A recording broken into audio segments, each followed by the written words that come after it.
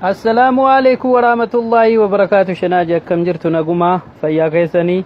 Egaa haala qulfii sanaan isinitti agarsiisaa sirriitti isinitti agarsiisaan jedha.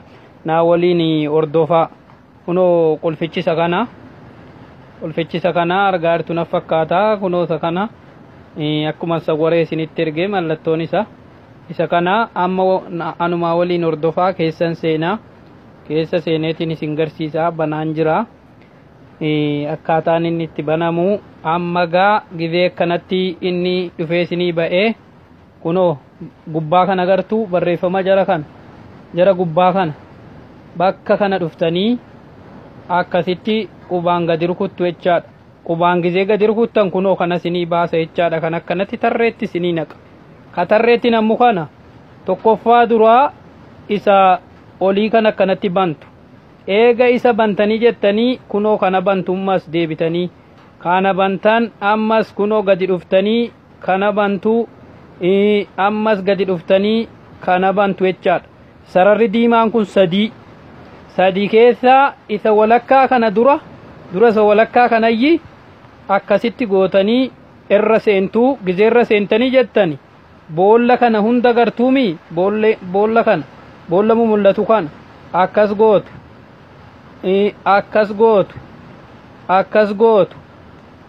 gootanii guuttu. Kunoo jara kana lammanis akkasitti guuttu jechaadha. Isii kanan guuttani isii kana tasuman tuttani. Eega jara kana akkanatti guuttanii kaatanii isii kana dhiiftanii eessa dhuftu kunoo Facebook jedhu kana barreeffama Facebook jedhu kana agartuumi isa kanayyi qubaan akkasitti gadi qabdu. Akkasitti qubaan gadi qabdani kooppii ka jedhu kana kunoo kooppii jedhee gubbaarratti hin ba'u kooppii kana dhooftu. Kooppii kana dhooftan kooppii ta'eera amma eeganni kooppii ta'e kan gootu gad dhuftaniiti kunoo sarara diimaa kana agartuumi isa diimaa kana akkasitti rukuttu. Akkasitti eega rukuttanii gideen akkanatti isinii ba'e isii bakka kanaa kunoo gara harka mirgaa kana isii kana gar rukuttu. Isii kana gar rukuttanii eega keessaa baatanii asitti ol deebitu.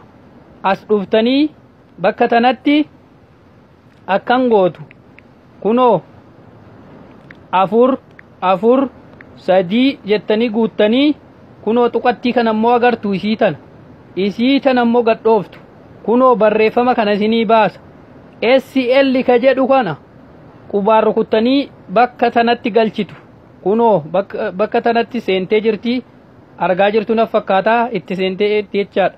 Amma akkan gootu asirratti gad deebitu. Kunoo isa macarrashaa kan agartuumi sarara diimaa isa macarrashaa kan isa kan akkanatti rukuttu.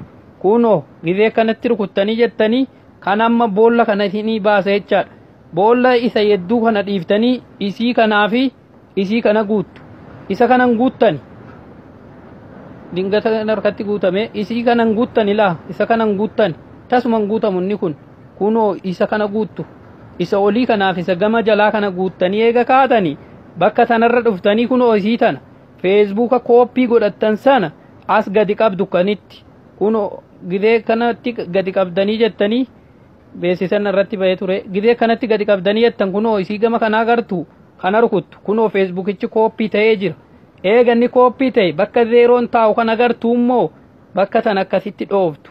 Eega dhooftanii jettanii zeerootti balleessitanii 4 3 jettanii barreessitanii kunoo hokee ka jettu kan agartu hokee tana rukuttu. Amma eega hokee kana rukuttanii jettanii akkan gootu asirra dhuftaniiti bakka tanarra dhuftanii osoo bakka tanarran dhufin dhiifaman hin dogongoree osoo bakka tanarran dhufin asitti ol deebitanii kunoo bakka duraanii 4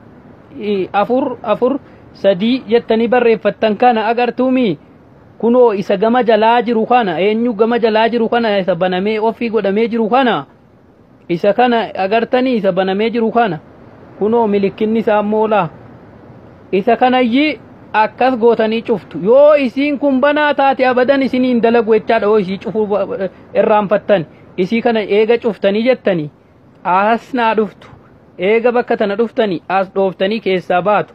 Keessaa baataniimi tuqaa kana agartuumi kunoo tuqaa sadan kana seentu akkasitti rukuttanii eega seentanii jettanii jara gama gadii kanaa miti kunoo isa kana gartuumi barreeffama jiru kana VN jedhee ka'ee seating ka jedhu kana kunoo laata kana gartuumi isa kana garrukuttu eega garrukuttanii jettanii kan gootu yoo jarri kun banaa ta'e inuma